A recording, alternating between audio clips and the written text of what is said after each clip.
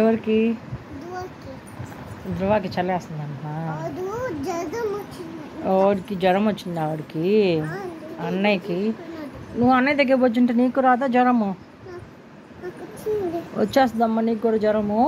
అన్నయ్య దగ్గర లేదా? నీకు లేదు కానీ పడుకుంటే అన్నయ్య పక్కన బజ్జుంటే నీకు నాకు అందరికీ వస్తుంది. లేదా? రాదా? వస్తుందమ్మా జ్వరం. వద్దు నాన్న అన్నయ్య దగ్గర బజ్జు వద్దు నాన్న. ఆడ బజ్జుంటే